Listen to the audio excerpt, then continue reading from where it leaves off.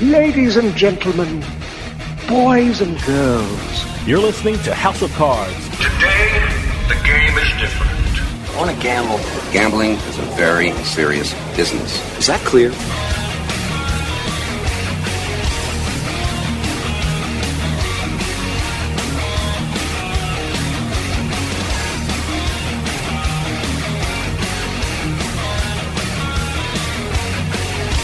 Welcome to House of Cards. Dave Weishuttle with you here, deep from the swamps of Jersey. We got a great show coming up for you. Phil Mickelson is one of the most controversial athletes in the sports world today. Controversies seem to follow Mickelson throughout his career, up to and including a couple of weeks ago when he pulled out of the PGA Championship because of his remarks about the Saudi Golf League. Well, he made those comments to the author of an explosive new book entitled Phil, a rip-roaring and unauthorized biography of golf's most colorful superstar, written by Alan Shipnuck. This book is making news all around the country, and coming up, we are going to talk to the author himself, Alan Shipnuck. His new book documents the incredible career of Phil Mickelson, from his controversial statements to his gambling debts, and including an insider trading situation Mickelson found himself in. Coming up, I'm talking with the author, Alan Shipnuck. So stick around. We'll be right back with House of Cards. Hey, this is Dave Weishuttle from House of Cards with your House of Cards gaming report for the week of July 1st, 2024. According to the American Gaming Association, revenue from the U.S. commercial gaming industry set a record for April. According to the AGA, earnings from traditional casino games, sports betting, and iGaming reached $5.82 billion. That is an increase of over 7% from April of last year. From January to April of this year, the U.S. gaming revenue totaled $23.65 billion, which is over 6% higher from last year's record pace. The Nevada Gaming Commission has granted a license to Lake Tahoe Gaming Corporation to revive a casino in Lake Tahoe. The Tahoe Nugget is expected to open sometime in August on U.S. Highway 50 and will have 140 games and a kiosk sportsbook. The casino is using social media to help with hiring as well as having a job fair this month. And finally, Aristocrat Gaming announced a multi-year partnership with the National Football League's Dallas Cowboys. Under the agreement, Aristocrat became the official partner of the Cowboys and will have prominent signage around AT&T Stadium. Also under the agreement, there will be in-game promotions, digital integrations, and game day activations in the stadium. Sounds like a great partnership. Have any news or tips regarding casinos, gaming, or legislation? Send us an email at newsroom@houseofcardsradio.com and follow us on X at HOC Radio.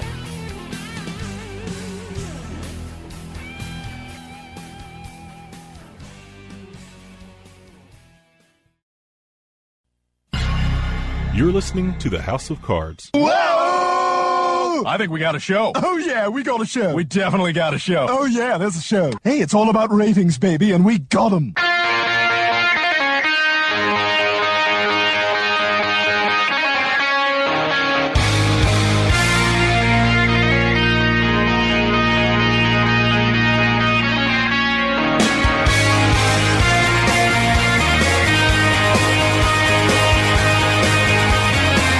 Welcome back to House of Cards. Dave Weishuttle with you. When it comes to colorful athletes, Phil Mickelson has to be at the top of the list. Seems like Mickelson combines incredible talent on the links with a knack for finding controversy at every stage of his career. And an incredible new book documents his rise to one of the greatest and one of the most controversial athletes in the last few decades. The book is called Phil, a rip-roaring and unauthorized biography of golf's most colorful superstar. And in the last couple of weeks, it has gotten a lot of attention. And we are lucky to have the author Alan Shipnuck with us to talk about it. Alan, thanks for joining us. Thanks for having me, guys. First off, congratulations. It's an amazing book. I really enjoyed reading it. And you're a journalist covering golf and the PGA for a long time, and you saw up close the rise of Phil Mickelson. And in the book, you actually said it was a project 20 years in the making. What prompted you to write the book at this time? When did you come to the decision that this would be the right time to tell the Phil Mickelson story? Yeah, my first year covering the PGA Tour was 1994, and that was Phil's second full season. So I've been tracking him pretty much the entirety of his professional career. And I've always been drawn to Phil. You know, he's such a charismatic performer, and he's also he's a great interview. He has a very sharp needle.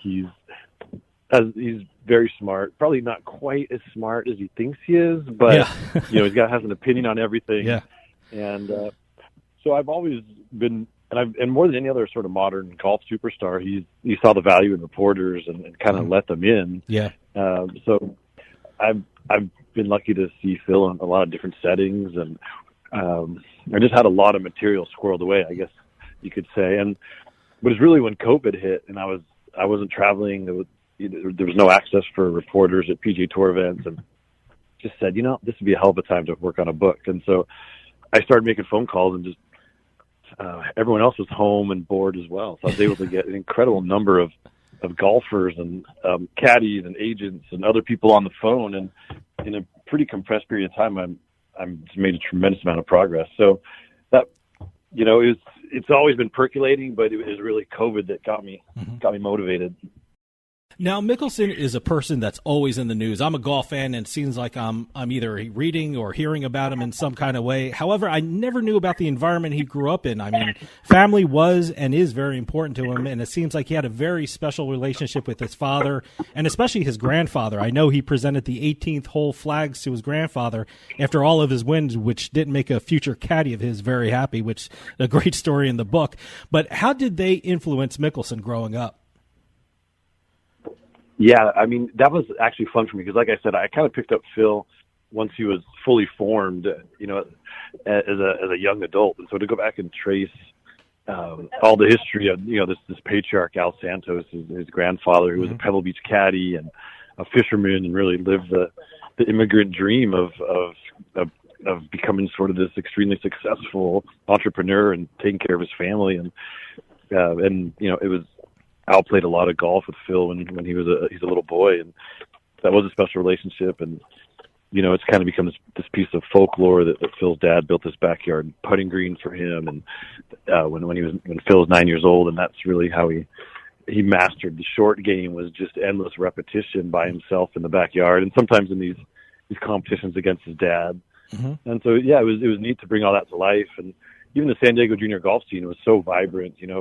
It just, obviously the weather's perfect year round, but more than that, there's just a really committed group of volunteers and adults who poured their life into creating this infrastructure. And so many great players have come out of San Diego. And so Phil was chasing some of their ghosts, and he had some contemporaries who were really great players, and then he inspired a whole generation behind them. So getting into all that old stuff was really fun. Like in the chapter about, I don't think there's any doubt that Phil's the greatest college golfer of all time. Sure. That the chapter when he's at Arizona State it's kind of a riot. It's sort of like Animal House meets Follow the Sun, and reliving his U.S. amateur victory and the 1991 Walker Cup. Like there's this really colorful stuff there. So it was a blast to go through and kind of excavate the old history of Phil.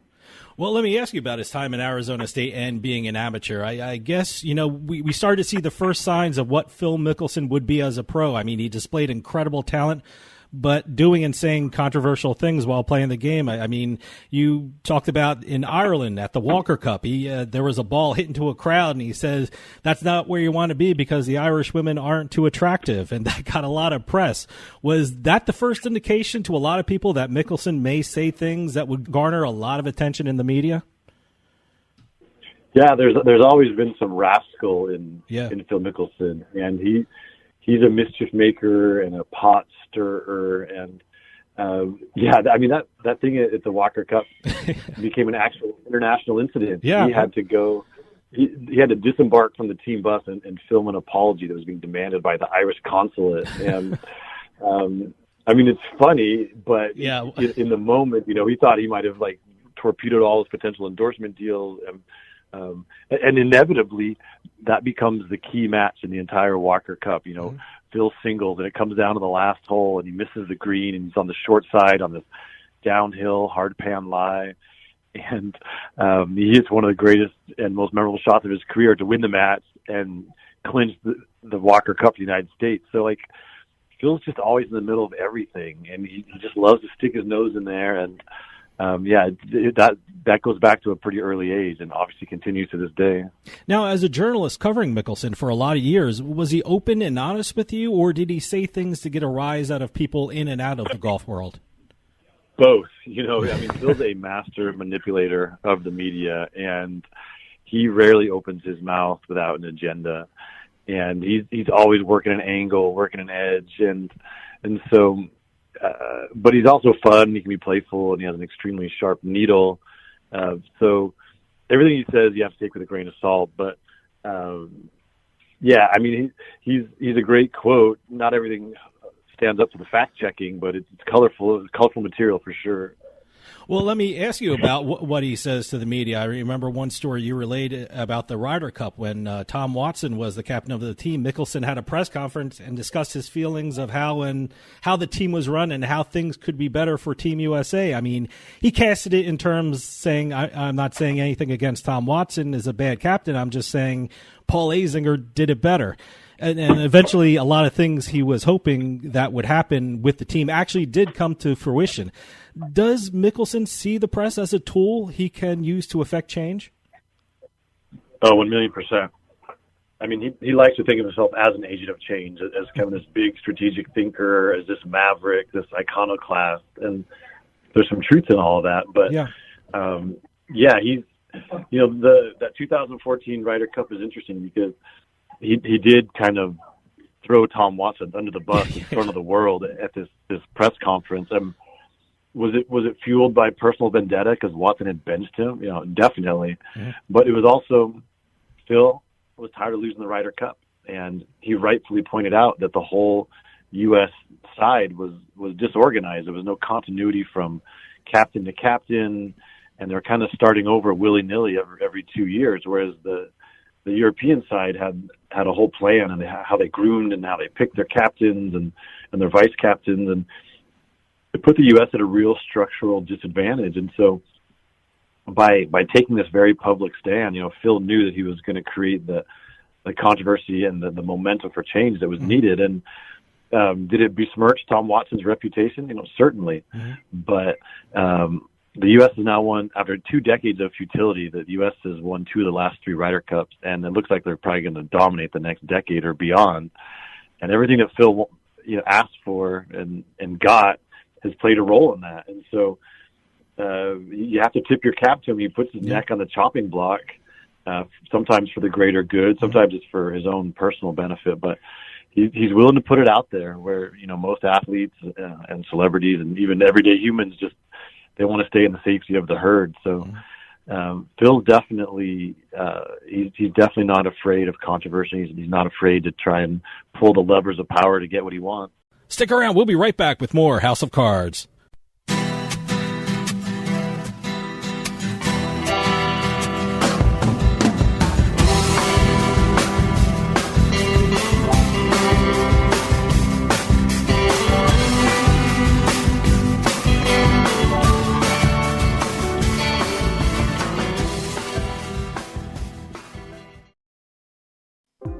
The bathroom of your dreams is only a phone call away with BCI Bath and Shower. We can make your ordinary bath and shower extraordinary. This is not a cookie-cutter design. This is a complete custom build that will fit your every need. It's never been easier or more affordable than right now to get the bathroom of your dreams. We have the best monthly programs in the industry with payments as low as $99 per month or no payments, no interest for 18 months with approved credit. The hardest part of your new bathroom is gutting and building the tub and shower. If your bathing area is old, there could be damage behind the walls and possible mold and mildew, which can be a serious safety issue. At BCI, we don't cover a problem, we fix it. Call now to get a never-clean glass-treated door with the no-track system at half off for the first 50 callers. Factory-trained, certified installers made in the USA and discounts for seniors and military. Call 800-755-0466. That's 800-755-0466. You're listening to House of Cards. Check out our website at houseofcardsradio.com.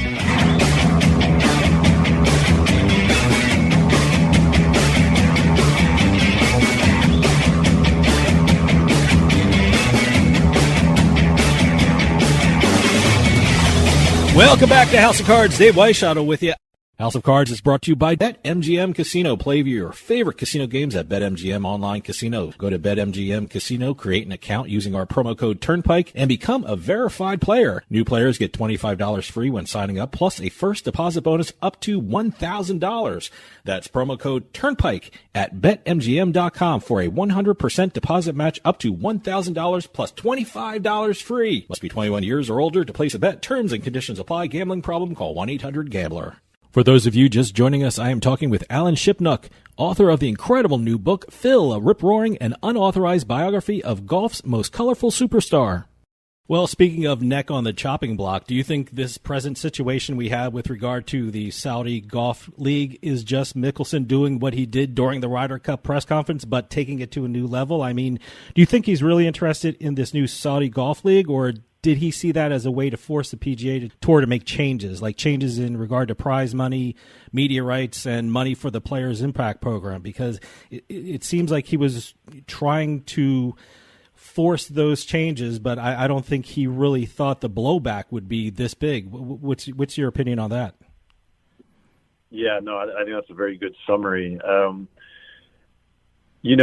Phil he's engaged in this sort of civil disobedience, it's the beyond just the Ryder Cup, at the 2018 U.S. Open when he smacked a moving putt at Shinnecock. And again, was that petulance because he was playing bad? Certainly. But it was also a public statement that, the USGA had lost control of the golf course again. And a lot of players were privately cheering for Phil because it really put a spotlight on the USGA had just taken the course too far in the setup. And so, the Saudi seduction is really interesting because no one's going to deal with the Saudis if money's not a factor, and they're offering insane amounts of it. And clearly that's tempting to Phil, but you're right that there are these other issues at play, and Phil's engaged behind the scenes in a lot of battles with PGA Tour over the years, and he's rarely won, and it's bothered him.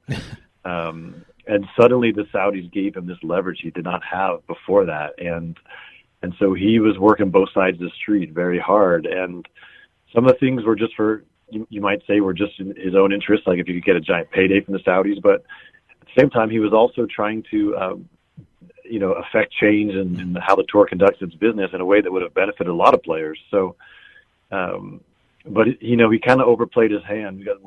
I think what he failed to really understand is that Saudi Arabia is a very emotional issue for many people, and especially most Americans. They did, it's the birthplace of 15 of the 9/11 hijackers. They did assassinate a Washington Post journalist who was a resident of the United States. I mean, they are bad actors on the world stage. And so Phil thought he was just being this cagey businessman who was working both sides of the street, but the Saudis are toxic and their money is dirty. And I don't think he understood quite the reaction that people are going to have to all of that. And so, and then the other thing, for him to acknowledge their atrocities to me and then sort of so casually dismiss them, that was shocking. But I think what really got him in trouble with the tour and his colleagues, it wasn't the words, it was his actions, that he was actually sort of acting as a shadow commissioner and in all these secret dealings and helping the Saudis establish this competitor, the PGA Tour, because if the Saudi Tour prospers and they can get a big TV contract and they can get big corporate support and they can take some of the stars, all of that has a very negative impact on the PGA Tour. I mean, it's siphoning off money that would go to the PGA Tour. And so in some ways, Phil was taking money out of the pockets of his colleagues, and that's why they were so mad at him. It had nothing to do with the human rights violations in Saudi Arabia, is that he was affecting their livelihood. And so it's a really interesting issue that's still playing out because the ground continues to shift, and we don't know what's going to happen between the tour and Saudi Arabia, and it's probably headed for the courts. So and that's why I honestly believe why Phil's not here at this PGA. He's just trying to buy time to see how all this stuff is going to resolve itself. And if he showed up here, he would have had to declare his allegiance to either the Saudis or the PGA Tour. And I don't think he knows which way he's going to go yet, so it's better to stay underground. Now, I know he's claiming in the press that his comments to you about the Saudi Golf Tour were off the record, but given your account that you laid out in the book, it's hard to believe that Mickelson didn't know he was speaking on the record with regard to his comments. Do you feel he knew he was speaking on the record when he made those comments to you? Oh, 1,000,000%. I mean, I had approached Phil 3 times face-to-face and asked him to do interviews for this book. And this started the 2020 PGA Championship and carried over into Pebble Beach in early 21. And he thought about it, and ultimately he declined, which is fine. That's his prerogative. But then, late in the process of me writing this book, his lawyer reached out, and they made this offer for me to become a consultant as Phil was gearing up to take on the tour. And that was really quizzical. I mean, it's a glaringly obvious conflict of interest. I cannot take Phil's money while I'm writing a book about him. It makes no sense. So obviously, I declined that. But it tells you, where their head is. They're trying to buy hearts and minds. The manipulation has begun. And so then Phil reached out to me and said he wanted to follow up on that and have a conversation. And given the context of me asking him for these interviews and that I'm deep into writing this book, like every syllable he utters is going straight in the book, and he knows that. Yeah. Unless we come to some sort of agreement. And if he had asked to go off the record, I would have pushed back really hard because this was my one chance to talk to him for the book. So for him to say otherwise was disappointing, and it was false, and I think it's revealing of his character in certain ways. Mm-hmm. Now, some are saying that he got involved with the Saudi Golf League because he needed money because of gambling debts. He also sold his airplane, which is another thing people are starting to point to and say he needs money because of these debts. In your book and through your research, it was figured that Mickelson lost about $40 million from betting over a 4-year period. I mean, one story you documented in the book was that he was in Vegas with a bunch of friends who were heading to the sports book to place a bet, and he told them they better place their bets first, because when he placed his bet, that would move the line, which is incredible. I mean, was that an exaggeration on Mickelson's part, or was that an indication of how much money he was throwing down on sports betting? Yeah, he was swimming in very deep waters. And, the gambling's always been part of Phil's brand. Like, everyone knows he's a gambler. He's talked about it openly. And, he used to call him the Dan Patrick Show and give his football picks. And, he's been very open about it through the years. So, but the question was, like, how much money are we talking about? And through my reporting, I was able to get a snapshot of it. And it's a lot of money. Yeah. I mean, you're millions and millions and millions of dollars. And so, and that's just what we know about. We don't know what we don't know. Yeah. And, he certainly made a fortune in his career, but it's not what you make, it's what you keep. And I think it's an open question, like, how much financial pressure is Phil feeling? Because, even in the breakup with Jim McKay as caddy, money was at the root of that. Bones felt he was owed $900,000 that Phil wouldn't make good on. And, the Billy Walters insider trading case, part of that comes down to Phil selling these stocks so he can pay back this gambling debt to Billy Walters. Like, if Phil has as much money as we assumed he did, why wouldn't he just, like, wire him the money? Why did he have to engage in these other things? And why is he not paying back Bones? Mm-hmm. And, Phil he sold Air Phil, his Gulfstream, which he loved like a fourth child. And that raised some eyebrows. No one ever saw that, because he just loved that plane so much. And so we don't know everything about where Phil is financially, but these snapshots and suggest that, maybe this Saudi money is more of a necessity than we could have imagined. I'm glad you brought up Billy Walters. I mean, it seems like a lot of the problems that Mickelson encountered with regard to betting and the stock market starts with his association with Billy Walters. Who is Billy Walters, and what was his relationship to Phil Mickelson? Billy Walters is a legend in Las Vegas. He was really the first guy to bring computer analysis into betting in the 1980s. And he had this syndicate, and they were cleaning up in Vegas. And he was also, he's the kind of guy who would observe a wheel bias in a roulette wheel, and he would spend the next 36 hours cleaning out the casino and walk out of there with, $3.6 million, which is a famous, something that really happened with Billy. And he loves golf. He's been a regular in Pro-Ams on the PGA Tour, and he loves to bet on the golf course. It was almost inevitable that him and Phil would somehow connect with each other, and they became friends, and Billy became a mentor to Phil. They became golf buddies, but they also started betting together, and it was a mutually beneficial relationship. And then, Phil suddenly had access to the mind of this legendary gambler who's claimed to have only one losing year across 4 decades. And then Billy got access to Phil's channels for how he was placing the bets, because Billy would have so much success he would sometimes get cut off. And so they were placing these bets together. But sometimes Phil wanted to bet something that Billy Walters thought was a turkey, and he would pass, but he would still place the bet because knowing it would lose would keep him in good graces with the bookies, right? And but over time, he was fronting the money, and Phil was losing these bets, and Phil wound up owing Billy a substantial amount of money, into the millions. And so that was the bet he had to pay off, and that's where this insider trading case comes in. And Phil was never charged with a crime. It's complex, and I lay it all out in the book. But he was adjacent to the crime, and so he was named as a relief defendant, and he had to give back $1 million in so-called ill-gotten gains, which is my favorite term. Yeah. And Billy was charged with crimes. He was convicted, and he went down the river, and he was sentenced to federal prison. And he always felt like if Phil had testified on his behalf, it would have made a difference. Whether that's true, it could have kept him out of jail. We don't know, but Phil had made it clear through lawyers he was going to take the Fifth Amendment, and he was not going to testify. And so, in Billy's world, loyalty is the coin of the realm, and that was the ultimate betrayal. So he's still mad at Phil, and Billy.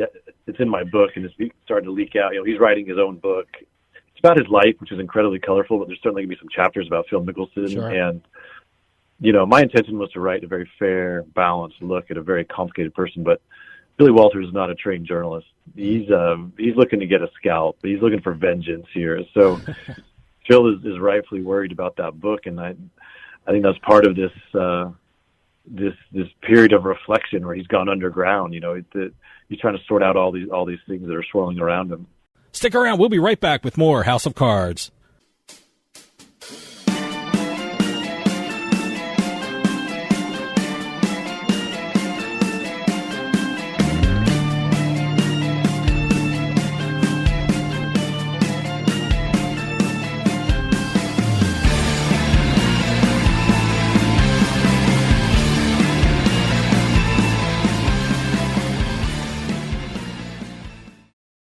Sign up at jackpot.com and you can bet on the world's best lotteries where the biggest jackpots are up for grabs. Powerball, Mega Millions, some of the biggest lotteries can be found at jackpot.com. Simply choose your lotto game, pick your numbers, or use their quick pick feature, and you're done. Sign up at jackpot.com with code DRAW24 and get a free lottery ticket with your first deposit. Jackpot.com, it's the world of lotto in your hand. Terms and conditions apply. You must be at least 18 years old and in the United States to play. Void where prohibited. Gambling problem? Call 1-800-GAMBLER. Interest rates and inflation are out of control. Is your credit card debt also out of control? It's time to resolve your debt and take back control for a lot less than what you owe. If you have $10,000 or more in credit card debt, then you need to call us right now. Debt Fix Pros can significantly reduce the amount you owe, and you could be debt-free faster than you think. I knew we had to do something. Our debt was growing. It was getting out of control, and we just didn't know what to do. We saw an ad for Debt Fix Pros. We called, and they showed us how fast they could get us out of debt. It really was amazing, and now we're back in control. Call now, and we'll show you how easy it is to fix your debt. The call and consultation are free. Call Debt Fix Pros right now at 800-479-3522. That's 800-479-3522. 800-479-3522. With costs going up, Adam & Eve is the best deal around. With 50% off a sexy adult product at adamandeve.com. That's 50% off right now when you point the camera on your smartphone at the code on the screen. Don't get up. Just open your camera and point it at the screen. Hurry! You'll also get 10 free gifts, including free discreet shipping at checkout. This is your chance to get more for less. So scan now for 50% off plus 10 free gifts from adamandeve.com. If you don't have final expense life insurance, this message is for you. LifeCare provides valuable information about whole life insurance to help cover final expenses, medical bills, burial costs, and other final expenses. A final expense life insurance policy is fast and available to anyone between the ages of 50 and 80. No medical exam, no lengthy questionnaires, and no waiting period. Just answer a few questions and we'll do the rest. With the average funeral costing $9,420 and Social Security only paying $255, you need simple peace of mind for you and your whole family. Don't leave behind unpaid expenses. Your premium will never increase. Your policy will have a cash value and a death benefit that can never decrease. To find out how you can get final expense life insurance with a lifetime lock, call 800-601-9488. That's 800-601-9488.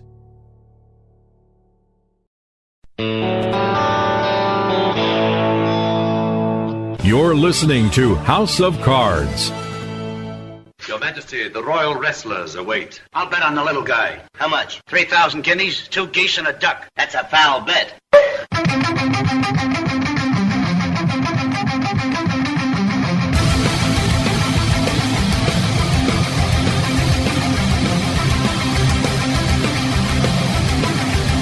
Welcome back to House of Cards. Dave Weishuttle with you. House of Cards is brought to you by BetMGM Casino. Play your favorite casino games at BetMGM Online Casino. Go to BetMGM Casino, create an account using our promo code Turnpike, and become a verified player. New players get $25 free when signing up, plus a first deposit bonus up to $1,000. That's promo code Turnpike at BetMGM.com for a 100% deposit match up to $1,000 plus $25 free. Must be 21 years or older to place a bet. Terms and conditions apply. Gambling problem? Call 1-800-GAMBLER. For those of you just joining us, I am talking with Alan Shipnuck, author of the incredible new book, Phil, a rip-roaring and unauthorized biography of golf's most colorful superstar.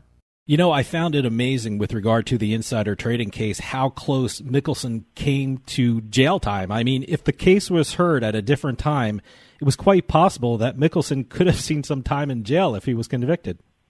Yeah, I mean, absolutely. And it's one of the, in a life full of great escapes, it's one of the biggest ones, because without getting in the weeds on this, there was these two court decisions that kind of bracketed this case. And the first one came down as investigators were putting their case together against Billy Walters, and basically said someone who's a secondhand, gets the information secondhand, in this case as Phil did, if they don't know the exact source of the relationship, or they don't know where the information came or how it might be tainted, they can't be charged with a crime. And then 2 years later, the U.S. Supreme Court overruled that and said, "Oh, not so fast. You're still culpable." And so, but Phil's case came due right in between these two decisions. So if it had come up before December of 2014 or after December 2016, when these two court cases came through, Phil would have been in a much more precarious position. So it was really dumb luck that these other court cases played out the way they did, just as federal investigators were putting this whole thing together. So it's a fascinating chapter in Phil's life, and in this book. Another case that Phil Mickelson's name came up in is the case of the Detroit bookie Dandy Don DiSerrano. In fact, during the plea agreement in the case, there was a quote that said, quote, "money laundering of funds from PM," unquote. What was Mickelson's involvement in that case? Yeah, I mean, outside the lines, they had these documents that indicated that was Phil who had sent by wire almost $3 million to this gambling associate in San Diego, and this guy wound up being convicted for tax and wire fraud crimes, and he went to jail as well. And so, there's these really shady characters that are in Phil's life, and there's a lot of money changing hands. And so it does beg the question, like, how deep did the gambling go? We know a little bit of it. Some of these things have leaked out in court documents and trial transcripts, but there's a lot we don't know. And it does kind of color this whole Saudi seduction. Is how much need are we talking about for a guy who's number 2 all time on the tour's money list and who made a killing in the endorsement market? So it's a fascinating subtext to this whole book. Given all these events and all the controversial things that he has said and done, and what he continues to do, how is he viewed by the other players on the PGA Tour? Yeah, that's an interesting question. I mean, Phil's always been the lightning rod, and some players really respect him for speaking truth to power. He rubs some of them the wrong way.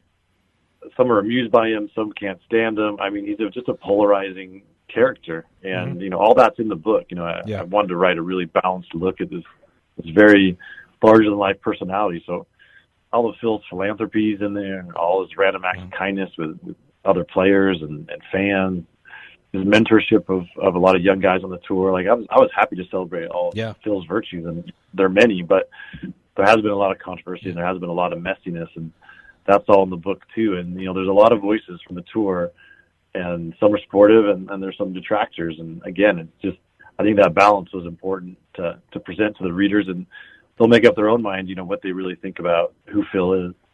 Well, I want to kind of end on a nice note, and one thing that has remained constant throughout Mickelson's professional career has been his wife, Amy. By all accounts, they have a great relationship. Given all his ups and downs in his career, what has it meant for him to have Amy with him throughout it all? Yeah, she's been his North Star. You know, everyone in the game loves Amy, and she's a very skilled, de facto publicist because he's just charming and chatty with reporters and everybody in the game. And even, when Phil would play bad, he'd stomp away. In his childish fashion, Amy would give reporters good material, and so it helped soften Phil's image for sure. So, yeah, she's been a huge part of her story, and, her cancer battle was well known and helped galvanize the whole tour community and led to a tremendous amount of awareness and fundraising around breast cancer. So, I mean, Phil is polarizing, but Amy is not. Everybody loves Amy. And so there's some fun stuff in the book about her as well. Well, I knew this was going to be one of those interviews that I'm going to run out of time on. I didn't get to the high points of his career. I didn't get to his relationship with Tiger or his caddy.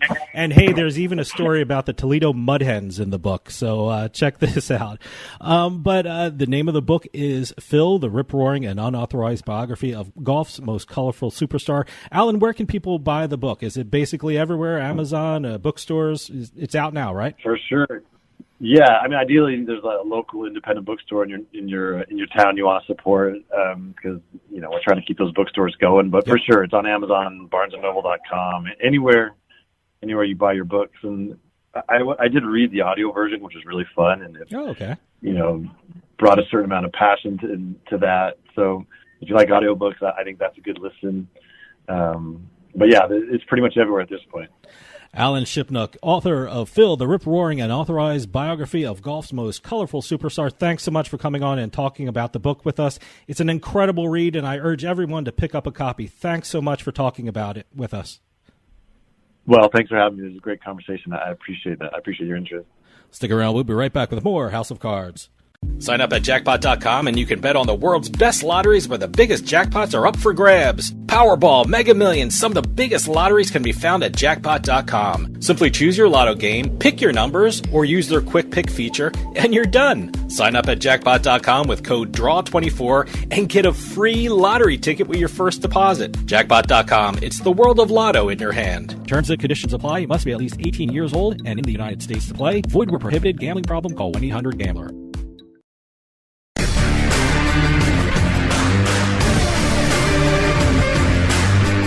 Casino. People gotta win sometime.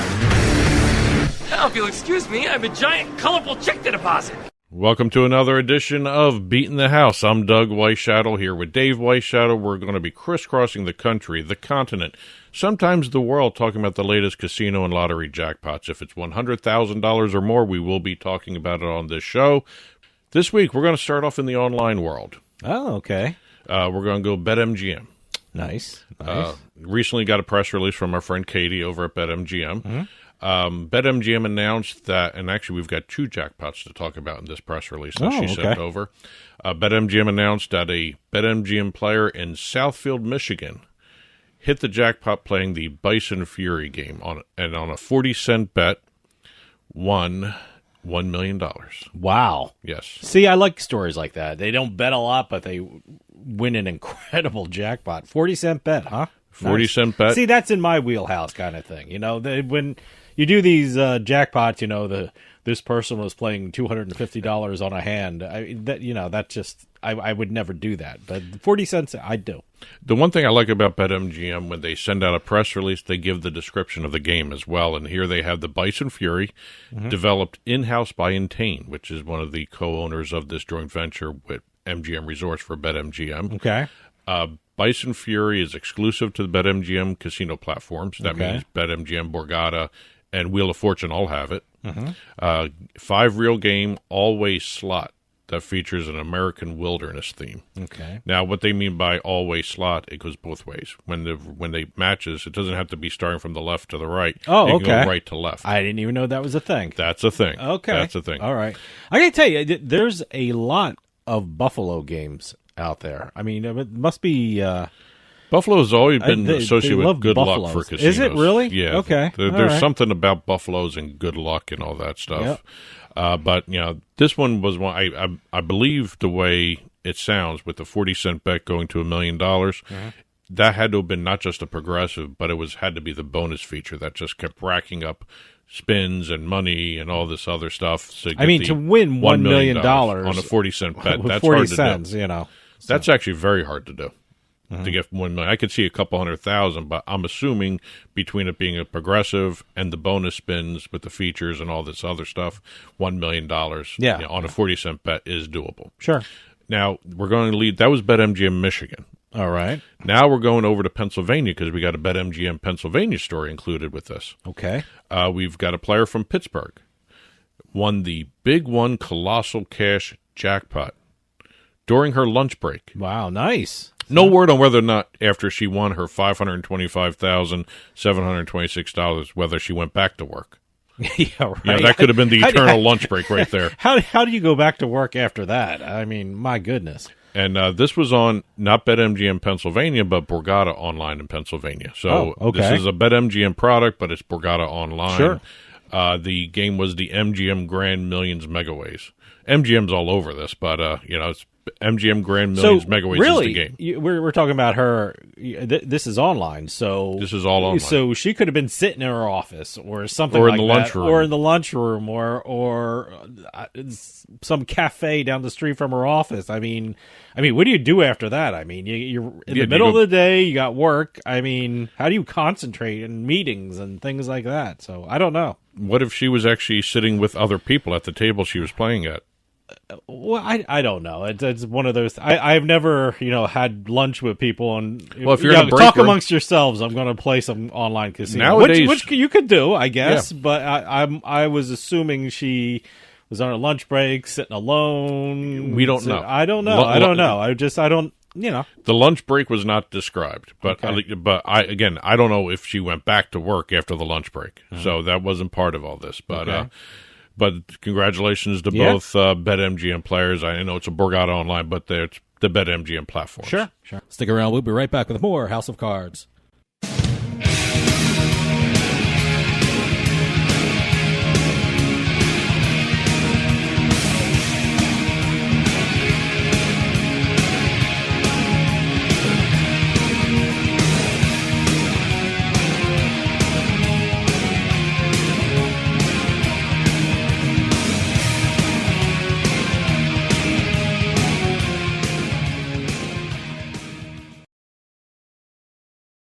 Attention. If you owe back taxes to the IRS, watch this urgent message. The IRS is cracking down by hiring 87,000 new agents to garnish your paycheck and put liens on homes and businesses. They can even seize your bank account. The IRS calls it enforced compliance, and now they have the manpower to get you. Penalties and interest on unpaid taxes compound daily. So call One Stop Tax Relief Shop and get the IRS off your back. They're experts in the Fresh Start Initiative, one of the biggest breaks the IRS has ever offered. And no other tax shop gets you more or faster approvals. One Stop Tax Relief has resolved thousands of cases since 2014 and saved clients millions of dollars. Call now for a free consultation. Connect with tax professionals who get the IRS off your back. Call 800-605-0688. 800-605-0688. One Stop Tax Relief Shop.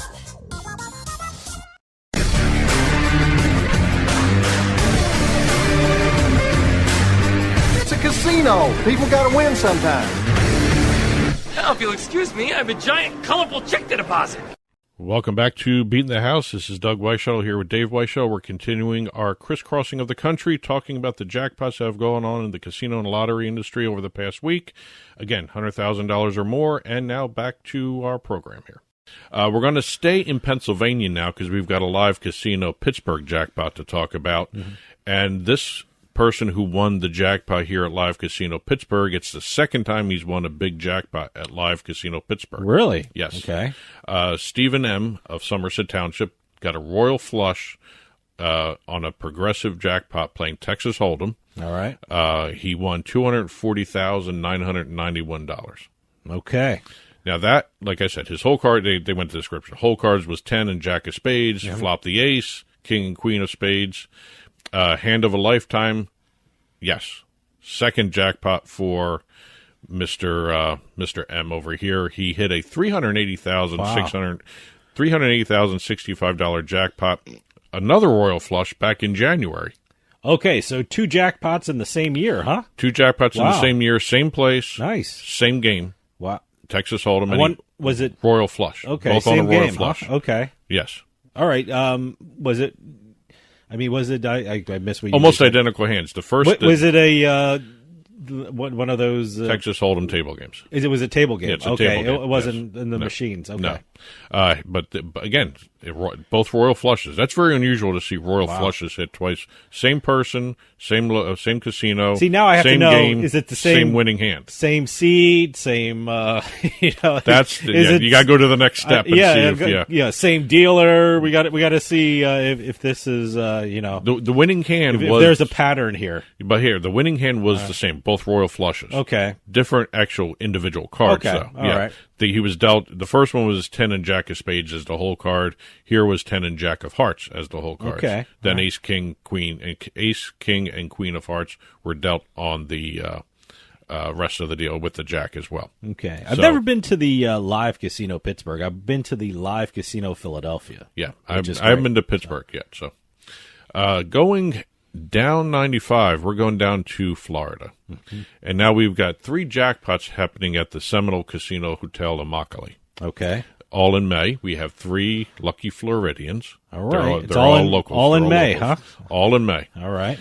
Player 1. All remained anonymous, too, by the way. Mm-hmm. Player 1, $107,000 on this game name kills me. Daji Dalai slot machine. Okay. Actually, on my birthday, May 13th. Oh, okay. They had a happy birthday. Yes. I did not win anything on my birthday, but this guy did. On May 24th, we have a player 2, number 2, winning a jackpot of $251,000 on Quick Hit Platinum slot machine. All right. Never seen that game before. I probably have seen it. It's a lot of these, you walk through the gaming floor, you see them all the time, you just don't know their name. That might be one of them. Maybe. Yeah. The last player was on May 29th, player number 3. They have it labeled in the press release. $217,000 on a dancing drums machine. I know that one. Not the dancing drums explosion, but this is the classic one, I guess you can call it. Classic dancing drums. Because there's a dancing drums explosion. I think I played the explosion one. So I don't know the difference. I mean, I would assume more bonus features and that sort of thing. More bells and whistles, I guess. And the Immokalee property also put this in for the press release.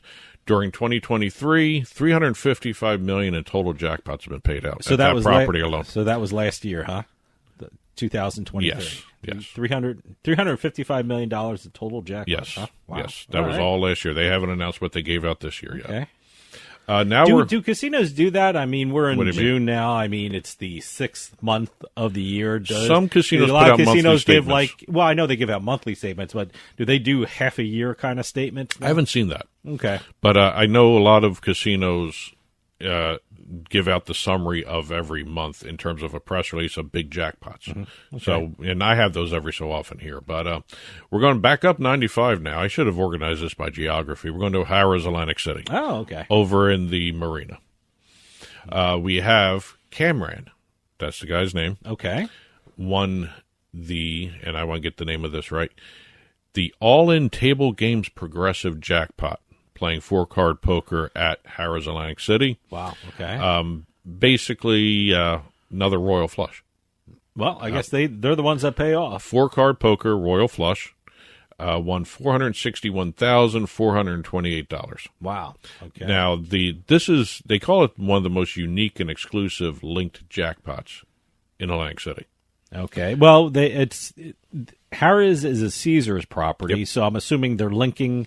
Tropicana, Caesars, and Harrah's are all together. So they're all linked up. And includes I think they have a new shuttle bus, too. I think I saw that somewhere. And they got a new promotion going, too. Yeah. Check that out, too. But it includes 4-card poker, which this was, Let It Ride, 3-card poker, Ultimate Texas Hold'em, Mississippi Stud, and Texas Hold'em Poker, all the table games. Oh, okay. None of these are actually in the poker rooms.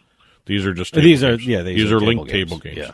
So it's a Atlantic City-wide progressive. Yeah, I like Harrah's. I've been to Harrah's in a long time. I liked what is it? They have Pool After Dark. Yes. Pool After Dark, which is their pool, but at nighttime it becomes a nightclub, and it has a big stage and things like that. And they also have, I'm going to get the name of this wrong probably, but the Atlantic City Burger Company. AC Burger Company. AC Burger Company. Yes. It's really good. Yeah. Yeah, best burgers. Some of the best burgers. That's what I mean. I go to, you gamble, then you go get a burger, and then you go back and gamble.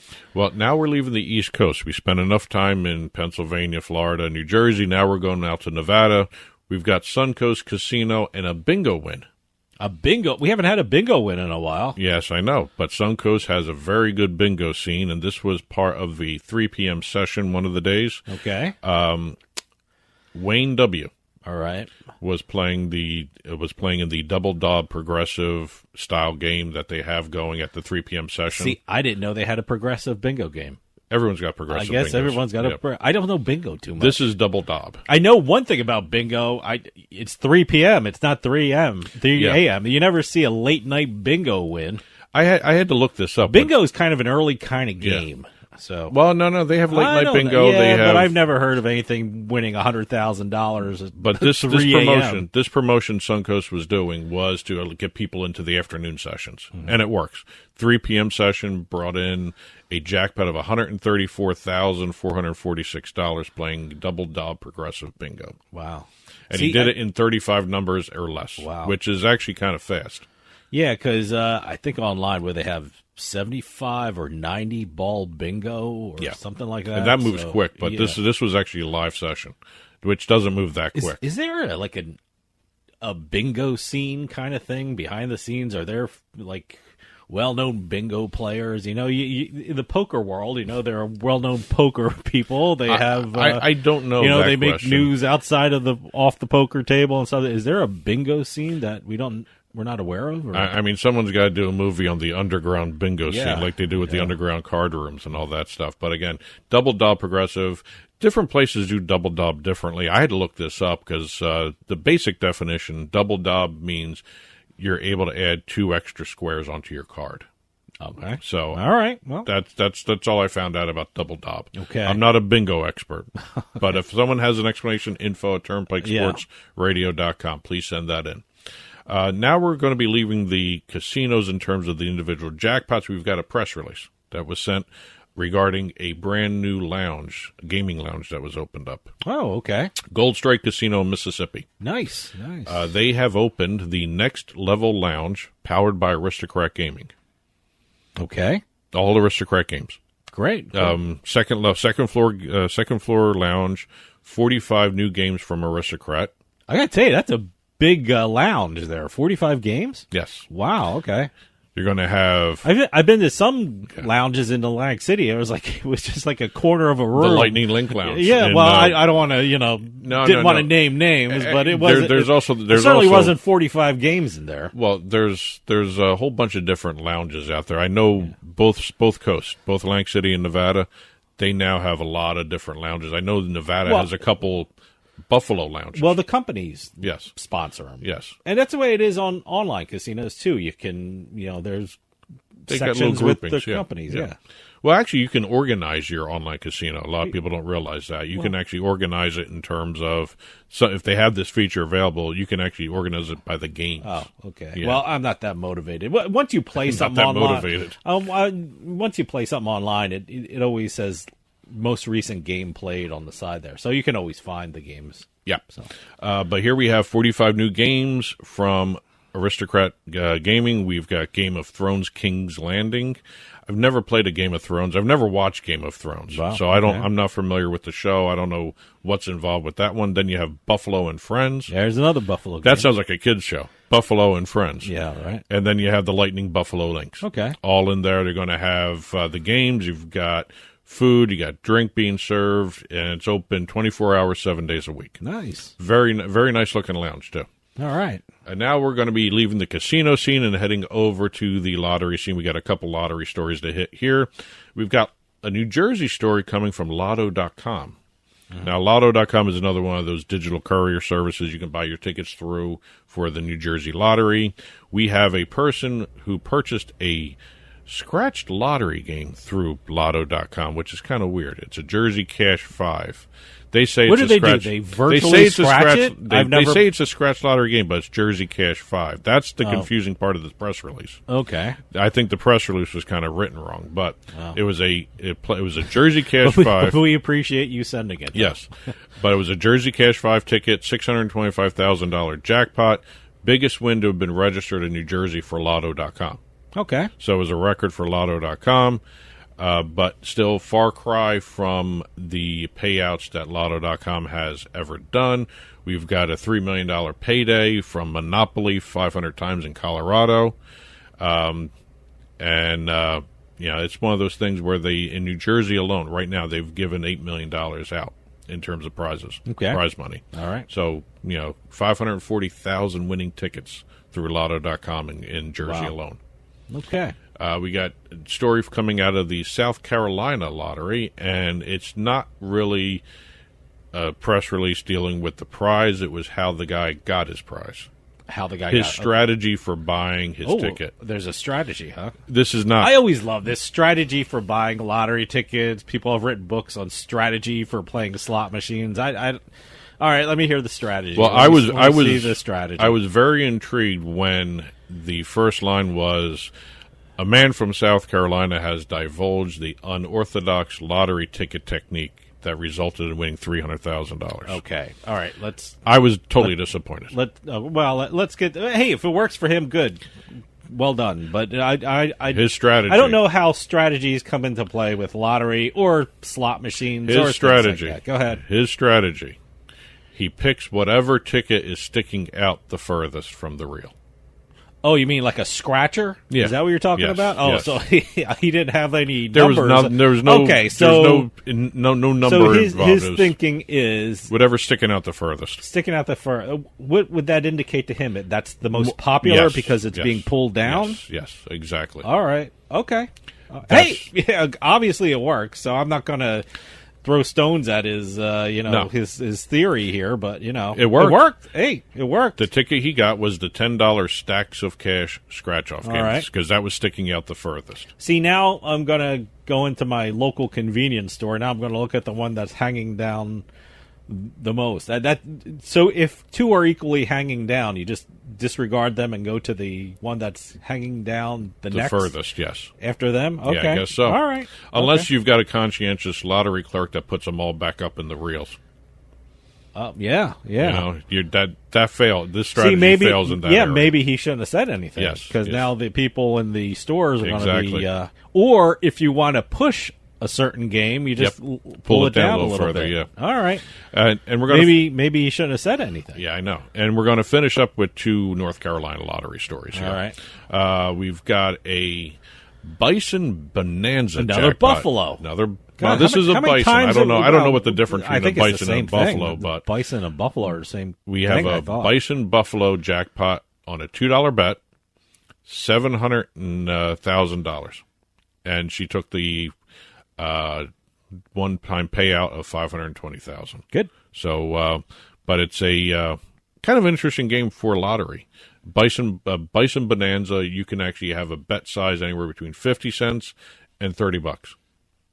Okay. It's kind of a high limit game there with $30 on an online lottery. But and the other story we're going to finish on comes from a North Carolina man who used a social media post to win his lottery ticket, to win his lottery jackpot. Okay.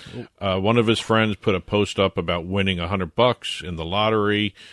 So he found out what his game was, and it was the $400,000 jackpot scratch-off ticket. Okay, and he won $100 on that. No, his friend won $100. His friends won $100 on that game, and he put it up on social media. And he saw the post, this guy, all right, and said, "Okay, I'm going to try that." He went and got the same ticket. He won the $400,000 jackpot. So they got the ticket. They got it at the food store, and he was sitting in his car with his cousin. They were scratching it off together. All right, and then he scratched off the $400,000 top prize. Wow. So great. Social media is a good indication of how some of these. I mean, another way to use social media is to see exactly who's winning what game. You can see what games pay off. Good. Yeah, kind of an unusual story to end on, but hey, no, between the Hey, whatever it takes. Yes. Whatever, if you read on social media, if you see something hanging down further, whatever your strategy is, if it works for you, good. We have learned 2 new strategies for playing lottery. Yeah, watch social media and also look for the ones that are hanging furthest behind. Low-hanging fruit. Yeah, there you go. So that's it for this week's Turnpike Sports Beatin the House. I'll be back next week with a whole bunch of new jackpots for both casino and lottery to talk about. Congratulations to the winners we did talk about this week, as well as the other winners that are out there. We only do $100,000 or more. There's a lot more winners out there, so congratulations to everybody. Well, that'll do it for us this week. We'll see you next time with House of Cards.